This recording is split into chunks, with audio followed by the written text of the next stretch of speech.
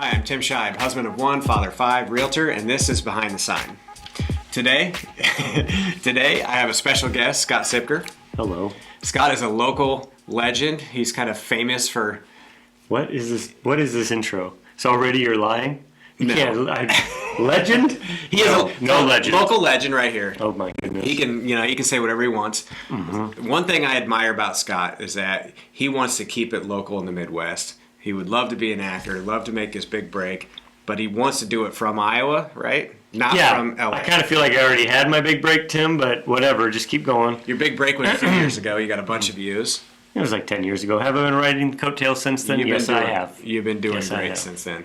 But anyway, this is Scott. So I invited him on here so that he could do exactly what he's doing right now and throw me off a little bit. Grill him. Yep. I want him to ask me questions, whether it's real estate or not. But Scott and I have been doing this ad for 6 years. Yeah, 6% of a century. What is it called? What ad? The one ad that we have? Oh, Bet Your House? Oh, come on. You got to do it with your attitude there. Well... Give me one. I mean, I've downplayed it recently, just because I'm trying to become a serious person. But Bet Your House, that's what it is. Bet Your House. All right, so we got the Super Hashtag. Bowl. We got the Super Bowl coming up. Oh yeah. Is that this Friday? Are you gonna bet the house on the Super Bowl? Well, I don't know what to think about the Super Bowl yet. I would think the Rams. What is the line? Do we know? I don't know. I haven't even looked yet. I don't. I think it's. I'm guessing it's 4.5, but.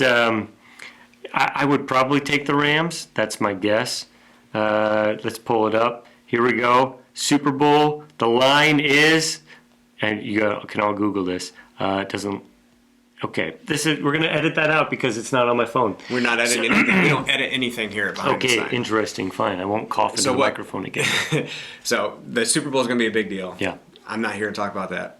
So. Oh yeah. You asked me some questions. Okay. What are some questions you have about the real estate Tim, market? what's going on with the real estate market right now? I can answer that one. So right now, inventory is low all across the board. And when you say inventory, what does that mean? Number of homes for sale.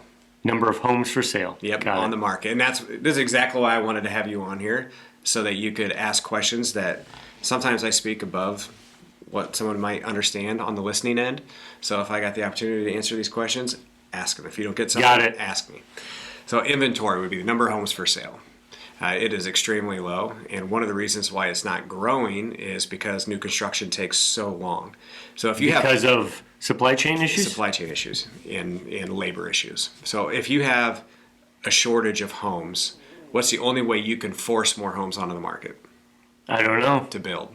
Oh, right. Right. So if you're building, that's got to build. Yep. That's the only way you can force homes onto the market. Now, resale, you would like to see more resale hit the market, but we aren't seeing resale hit the market because if you wanted to move somewhere, but you couldn't find a house out there because there's just not very many for sale, you don't want to put your house on the market and sell it and then have nowhere to go because you can't find a home. So therefore, your home never hits the market. And that's why the resale homes aren't hitting the market because they don't see a house that they want, that they can move into. So our inventory has just continued to stay low, and get lower, especially now that new construction takes so long to build. And is the winter have anything to do with that as well, that people don't sell during the winter? Yes and no. So typically about mid-January, we see an uptick on listings and we see buyer activity increase. And usually from January to March, we see a pretty active market. Reason for that, people get out of the market right before Thanksgiving. And they sit on their hands for November and December and early January, and they just get tired of sitting and waiting. And then mid-January hits, New Year's resolutions start to come into place, people get back out and active, and they want to jump back into the market. So yes and no as far as the winter goes. Historically, I haven't ever had an issue listing a home in the winter. I think that it slows a little bit, but not as much as you would think. What is it like between the different marketplaces here? And maybe you just see this all as the Des Moines metro market, but when you're comparing, say, Ankeny, Des Moines proper, West Des Moines, all the different suburbs, how are those markets comparing and contrasting to each other right now? Right. So the biggest deal would be new construction. Like right now, over 60% of our inventory, 60% of the homes for sale are new homes. So when you go to Des Moines proper, you don't have as many new homes. just because No land. it's landlocked, correct. So when you get to the outer edges, you do have the ability to have some of that new construction, which will give you some inventory that you might not see, inside of Des Moines. One of the biggest things that we're seeing in this market is that lower price point. There's just nothing available. On my way here today, I got a text from a client, or not a client, from another real estate agent looking for a home for his client because he couldn't find anything online. That's what we do. We communicate. And he said that he wrote an offer on a house yesterday, 30 grand over list price, and they didn't get it. I wrote one 5 grand over list price the other day. We didn't get it. So when you're in that Des Moines proper, you get a lot more of that lower price range stuff, which sells extremely fast. And we see a lot of investors picking up as much as they can in that lower price point because that's where they can actually cash flow some of their homes. When you say lower price point, what is the range on that? Under 200. Under 200. Yeah. Okay. Now, there is plenty of stuff, like there's certain areas inside of Des Moines proper that bring big money, and even the big money houses are selling for over list price in one day. If it's a good home, if it's in the spot that's desired, there are buyers waiting for those to pop up. So I went to a conference this weekend and they talked about the number of home starts right now is really high, which means that midsummer, when those are done, we're going to see some uptick in inventory. My professional opinion and what I've noticed is we've got buyers that are sitting here waiting for homes to hit the market. They're going to chip away at those. So come midsummer, I have a feeling that we're not going to feel that increase in supply because the buyers are going to pick those off before they ever really get completed. So it feels like what you're describing is there's a lot of pressure being built up in the system where we have so many buyers and not enough houses. How do you see this playing out? I see over it, the next year, 3 years. So as long as supply and demand is a big issue, right? Not a big issue. Supply and demand is something that we all know. And as long as your supply is low and your demand is high, values are going to continue to increase. Right. Like it's just the way it works. And our inventory, like I said, we can't increase our inventory with new construction, but our inventory is going to go up very, very slowly just because it's too hard to add that much inventory that fast. In 2006, we had 6,000. Our market can handle 6,000 homes for sale, and we're at 1,700, massively low. So over the next year to year and a half, it's going to take a while for us to get our inventory back up to those levels. And when they get back to that point, then it's just going to kind of level off. But for the next year to 2 years, I feel like we're going to continue to see price increases. The other thing is new construction costs continue to go up. So as long as new homes go up in price, resale are going to go right along with them. So we're going to see appreciation of values. We have a pent-up demand. That demand has to be filled. Demand's not going to go away unless they get their homes because they still want to buy homes. One thing I was told early in my career is there's always people getting married. There's always people graduating high school, college, and they're buying homes. So people are always going to keep buying homes. That demand can only be filled by homes. So it'll take a while. Or, yeah, I suppose I don't know what other solutions would be out there. Yeah, rental, right? We could rent, but if home prices and everything's going good there, so are rentals. So renting's not cheap. So you can buy a home and you're going to be paying $1,500 a month, or you can rent that same size property for $1,900 a month. Well, people want to buy, so when they get the opportunity, they're going to buy. Yeah. Well, I guess, how would you say what's your optimism level moving forward with this inventory problem? Is it just gonna be a really, I don't know if I'm going to use these words. Tell me if these are fair or not. Like, it's a bad problem. Is that something that you would label it, this situation? Well, I try to be a positive person. Of course you do. You got to manifest. Yeah, you got to manifest it. So it is going to solve one issue. One issue that we have right now. So back to the 1,700 homes for sale. We have probably around 2,500 to 2,700 real estate agents. We're heavily diluted in real estate agents. And if there isn't enough business out there for all of them, then some of them have got to go. They've got to find a job. They got to move on. They're not going to enjoy their time.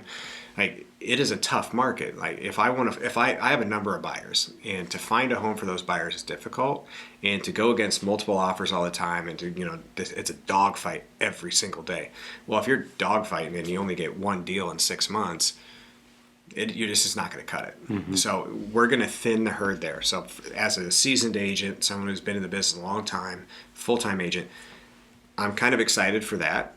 And the reason for that is when you've got everybody and their dog being real estate agents, everybody knows 2 or 3 different real estate agents. When you might typically have a shot at a listing or a client, oh, well, I'm going to work with so-and-so because they're my brother's wife. Or, it just chips deals away from those who work full-time, So the more agents that get out of the business, the more opportunities that the seasoned full-time agent has to get back to their normal way of doing business. But like right now, I've had clients that, yeah, we would have used you, but so-and-so got in the business, and we just lose clients just due to sheer number of agents. So I think that is a good thing for us. I'm excited about that part of it. As far as, a bad thing, it's not a bad thing because I love seeing my clients' homes go up in price. Like I love selling them a home and then they call me a year later and like, hey, this is happening, we need to sell. Oh, you're actually going to make money. We are. So that part of it's great. It's just hard finding homes for clients. And we have to get creative and do certain things to try and make things work to make sure that, our clients can sell their home and buy another home, or make sure we can just find a client a home. And part of what I said earlier, we call other agents and try and get the inside scoop on homes before they hit the market, things like that. So you just got to get creative. It's not a bad thing.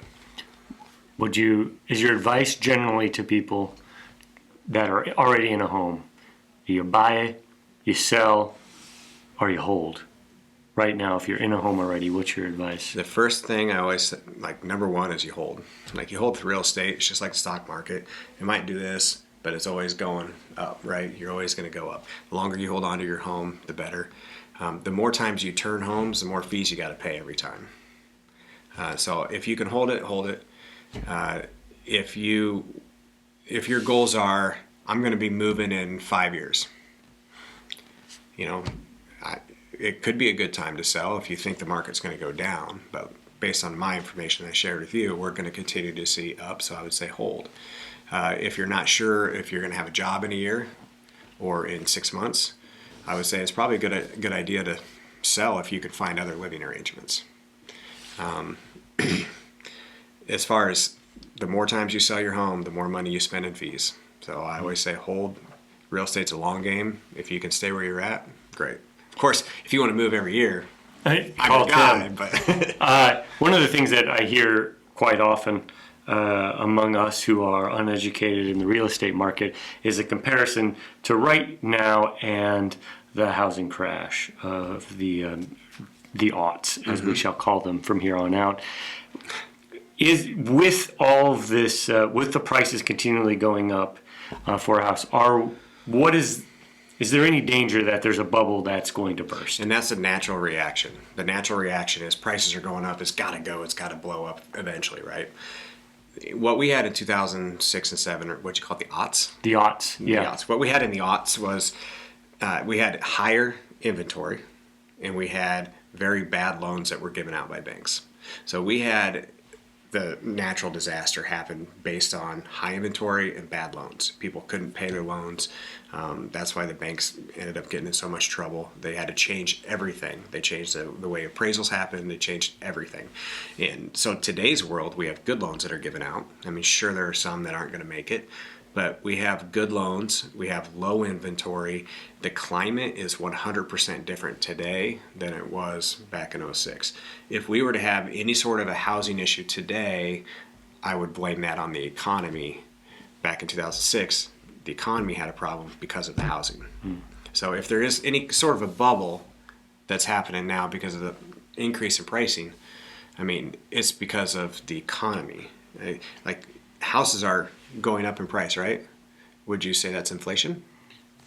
Probably partly. And inflation levels are at a high right now. So like houses are just going up in accordance with the stock market, with everything else, right? So I wouldn't call it a bubble. I would call it just natural progression of pricing. Sure. There'll be ebb and flows at some point. So Yeah. it's probably more predictable than, say, cryptocurrency. So, can you buy a house with crypto right now? If I had Bitcoin, could I give it to you to buy a house? Did you see my TikTok? No, I haven't. Okay, so I just went to a conference. Do you know what an NFT is? I do. Do you understand them? I do. Yeah. I don't. I mean, for the sake of this, no, I do not understand, Tim. Please explain them to me. I don't understand them. I know, I'm ignoring that you said that. Please explain it to me in the best way that you can. What's an NFT? A piece of art that's digitally put together that has one signature that only one person can own it. But I don't get what gives an NFT the value. Oh, yeah. Well, you're pretty, I mean, it doesn't have to be art. It can be pretty much anything. But, yeah, you got it right. And it's just like some of these drawings. Where do they get their value from? You know, it's all the Tinkerbell Effect. It only has value because we believe in it. But I think that's kind of like our... Is that sustainable? I mean, I think our whole money system is actually based off the Tinkerbell Effect. Like, it has value because we believe it has value. You're right. And so I don't know. It's not gold and silver. I mean, I certainly, I know as I'm getting older, I'm getting more crotchety about these changes. Yep. But I do have to check myself back sometime and be like, you know, probably this isn't all that different than the world we're already living in. It's just new, and I don't understand it. We're just not. The intrinsic way that I probably falsely think I understand the more traditional forms of our economy, but nevertheless. So yeah, I went to a conference this last week, and they had a gal from, I think she was from Germany, explaining the NFTs in the metaverse, in the That artificial the crap out of me. intelligent world. And they're actually, you can get licensed to sell houses in AI. And their down payment is with an NFT. Like, Yeah. she's up there talking, and everybody in this room is like, huh? Like, what in the world is she talking about? And so, you know, the thing that Tom Ferry said at this conference was, you don't have to, like, if it's not in your world, you don't have to sell, you don't have to participate. Just have a knowledge of it, just understand the basics of it, because it is here and it is coming. But yeah, that's insane. Like, I personally don't think I would need a house in a virtual world for $150,000. You say that now. Flash forward 10 years. Tim is the leading real estate agent in the metaverse. Well, I'm not opposed to, you know, staying ahead of the curve. So, but I definitely would need some understanding of how NFTs work. Right now, it's scared. The metaverse, that whole thing scares the crap out of me. Yeah. And I know that that's because I just don't understand it. But boy, for the first time, a couple weeks back, I was over at a friend's house who has like a 12-year-old, and he let me put on the Oculus. That was the first time I ever did that. I thought, well, this is the end of the world. My brother did an opera in Germany. Oh, yes, that's right. And he let us put those on, and it was like weird. We were in an opera house, and this dragon comes over the top, and you had to stab it. Yeah. Oftentimes you should do that with a dragon. So if a dragon is close enough for you to stab it, you probably already made bad decisions. Yeah, well, it gets close enough in this opera house. I did see that of all the fictional characters, Smaug is in the top 10 most wealthy fictional characters of all time. A Smaug? Smaug. Oh, you know Smaug. Smaug is the dragon from The Hobbit. So it's just, I guess we're educating Tim on a few things here today. My son is into the Harry Potter stuff and Oh, Voldemort, yeah. Yeah, and he's probably pretty rich too. I just don't. I've never been down that road. I don't understand it. I tried reading The Hobbit when I was a kid. And it just didn't go so well. Well, we read it when I was in 5th grade, and I just remember every time all of us 5th graders had to read the word Bilbo, we always laughed. Bilbo. Hey, we did. Oh, we yeah. were so mature. And I just laughed. Yeah, you did. It's funny. It's funny. But yeah, how, as we shift down to just a general question, or I suppose actually the opposite, more specific question, you and your wife work together. How does that go? It goes pretty good. Now, we work together. She is more of the systematic person. I'm more of the, I'm just going to go do it, which is a really good combination. Sometimes she keeps me in check. As you know, sometimes I could just go, but probably too much sometimes and do some things that are kind of odd. But she will tell me, hey, probably shouldn't do this video or shouldn't do this, shouldn't do that.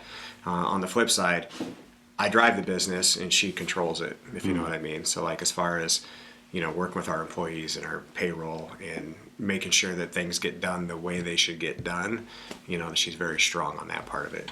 But as far as like real estate goes, we actually just kind of compete with each other. My business is my business and her business is her business. Now, if if she's out west and someone wants to look at a house out west, she might go open the door for them. Say hi, she's my wife, it's all good. But at the end of the day, they're my clients, I'll sell that home. And so like last year, my volume, I did around 29 million in volume, and she did about 7-8 million in volume, which is 7 or 8 million volume is amazing, right? So like the two of us, you'll see a lot of people combine their volume. So like when you look at the numbers, they might say the Scheib team did this much, and they would include everybody on the team.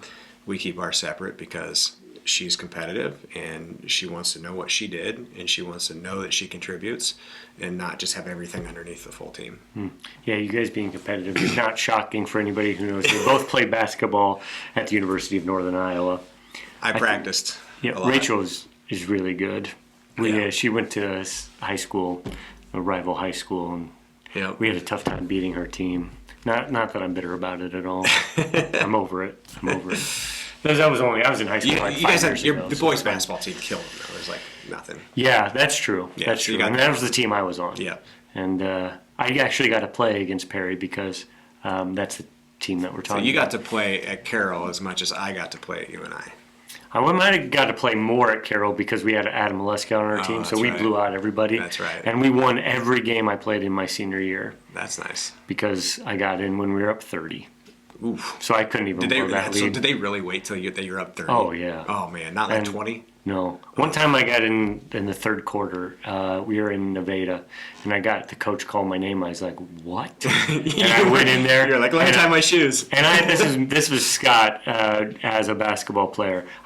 This is 2001, right? I'm either jacking the three, or I'm driving to the bucket. I was a little ahead of my time. Let's just say the coach did not really like my philosophy all that much, but he gave me an opportunity in that third quarter. I went in. Of course, I put my head down. I went straight to the basket. I did this kind of circus move. I put it up, rolled it right off the fingertips, and I was like, "Oh, that's going in," and it went whoop, whoop, out, and I got pulled. So you want me to tell you my first high school bucket? No, that's all the time we have now, guys. No, for sure. I was a sophomore, and I backed up Todd Sears. Todd Sears, I think he averaged 29 points a game. He was 6'5", 6'6". What school is this? Ankeny. Okay. Todd was amazing. He went to play Major League Baseball, hit a homer off Pedro Martinez. Is it Pedro Martinez? Yeah. Let's just say it is. Let's not facts get in the way of the awesome, story. Right? So I get in as a sophomore. I catch the ball in the corner, and I'm a 3-point range sophomore. Right? I'm a post player at 6'2", 140 pounds. At sophomore. Jack up the three. From the corner, I bank in a three. Wow. But nobody knew except for like a few people. Sure. So I looked like a sophomore, just come in and pop a three. Nowadays, you would absolutely be required to shoot that shot. Back then, it was like, what are you doing? You stay down low. Yeah, I just let it rip, and it went in. My first shot, and it was I think it might have even been the first half. I just got in like on a whim to give Todd like a 2-second break. And I jack up a three. That reminds me, I had a corners three once we were up 30, and I got the ball. I remember I got the ball. I was facing the crowd when I got the ball, so the basket was behind me. I remember looking at my calculus teacher, and I saw him, and I turned around, and I jacked up that three from the corner. I hit the top of the backboard. Oh, yeah. It's pretty sweet. Isn't that fun when you actually remember the look on someone's face? Was there fear on that calculus teacher's face? He was just like, you should pass the ball. Let's do the math on this, Scott. I've had those moments where like you make a pass and you see the person in the crowd go, yeah. Well, people felt so bad for me. Before I'd get in the game, they would always chant my name. Oh, you're... We want Siepker. We want Siepker. Who was the guy for Iowa State? Hester? But the crowd would just, that was you, though. Boy, that was me, yeah. And when I scored, some of those games are such a blowout that the loudest roar, and I'm not even exaggerating here, the loudest roar of the entire game was when I made a layup. When you made a bucket. With like 1 minute left in the fourth quarter, and we were up 62 points. Oh, my goodness. And the place just goes nuts. And I went nuts, too. I mean, yeah, who's the man? Who's the man? You are. That was me. I got one college story that's kind of funny, and it just shows how pathetic I was. But anyway, so we played at Creighton, and Todd Sears' younger brother, Ryan Sears, one of my best friends, we played in high school together, won state championship. He's amazing, but he would start in every game at Creighton. So we were playing at Creighton, and I actually got in the game. And as I got into the game, Ryan was coming off because they already had us beat, right? So Ryan was coming off, so we, hey, what's up? And I get in the game. I get in, I get a rebound, I get a putback score. After the game, coaches always come into the locker room and they say who the media wants to talk to. And they're like, usually it's like Tony Bruce, Brian Hine, Corey Jenkins, and they're like, Scheib, media. I'm like, what? So I go out there and I sit down with Gary Rima. I don't know if you know Gary. I know Gary, yeah. So I sit down with Gary. And Gary, I'm sitting there like, yeah, he's going to say something about me making a basket, whatever. And he goes, so Tim, you played with Ryan Sears in high school. And I'm like, yep. He's like, so how was that? So the whole thing was about Ryan Sears. And I was like, I had my bucket, man. My moment of glory. But, it was fun because he mentioned something about it was fun seeing the two of you on the court passing. And I was like, but yeah. Little did you know, you thought that was your moment of glory, but look behind you now. Yes. Look at all these glorious moments. Yep, good real estate. All right. Yeah. But anyway, I don't know how do you wrap this up? I mean, should I wrap it up or you got to wrap it up? I wrap it up. Okay, you wrap it up. Show, Scott. Okay. Well, I was asking the question. You understand why I'm confused about this role here. We're good. Okay, yeah, you go for it. So anyway, appreciate you coming in, Scott. Thank you, Tim, for having me on my show. Now, hey. Your show. What are your handles? I don't know. I'm pretty good, like Kyrie Irving level. All right, so Scott is on social media. What's your YouTube channel? Don't go there. I don't post there anymore. People pay me and then I give them the videos. So just Google it if you want to see some videos. But I'm let's see, Instagram at Scott Siepker, Facebook at Scott Siepker, and you guessed it, Twitter at Scott Siepker. Then who's Scott Lawrence? Well, so I have a private page on Facebook. That's just my name, Scott Lawrence. That's my middle name. Lawrence is my middle name. And if you try and friend me, I may. I will research you before I add you as a friend on that Facebook. But otherwise, you can like my page at Scott Siepker on Facebook. But and TikTok at Scott Siepker. Yep. You're sensing a theme here. Yep. He's got a unique name. Most people wanted me to make all my handles at Iowa Nice Guy, but I am too much of a diva, pompous, elitist. I want people to know my name so that those people who bullied me in high school, when they see my name in a headline, they don't see Iowa Nice Guy. They won't question. They'll be like, it's Siepker. Oh, I picked on that kid. I guess he won. Tell me how good it feels. Okay. I know you will. So Iowa Nice is you. Like you and your group are Iowa Nice, right? So now you've got Nebraska Nice and you've got everybody doing that. Nice. Yes, yeah. Does that feel? Do you kind of like? Well, I must first say that before we put out the Iowa Nice video, I know that I had heard the term Minnesota Nice. So that's the first time I had ever heard something like that. I had not heard Iowa Nice. I'm not saying that we created it. I can't prove that. But to my knowledge, it was the first time I had ever heard that term. And so, yeah, we used Iowa Nice. And then it's been kind of nice to see it blossom. Midwest Nice seems to be a slogan. I don't know how all connected it is to that viral video, but then Nebraska Nice became the tourism slogan of Nebraska, at least for a while. I don't know if it still is, but I think it's now like Nebraska. It's not for everybody, I think is what they went with. So, good on them. It's been really fun to see Iowa Nice now become kind of colloquial. Yeah. Like it's a term that people use. I hear it in ads all the time.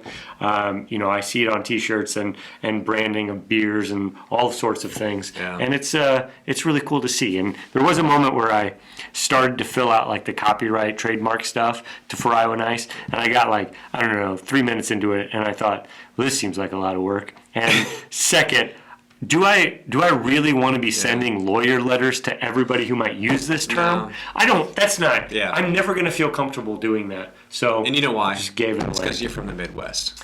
Maybe. Yeah. Because we're nice. Exactly. Well, I'm going to wrap it up there. Search Iowa Nice on YouTube. Check out his videos. They're absolutely hysterical. I have a documentary coming out in the fall. About now, can't tell you anymore, but it's coming out. Tim helped me with it. Definitely need to check that out in the fall. Stay tuned. We appreciate you watching today. Okay. Thank you for coming in. Bye. Bye. Bye.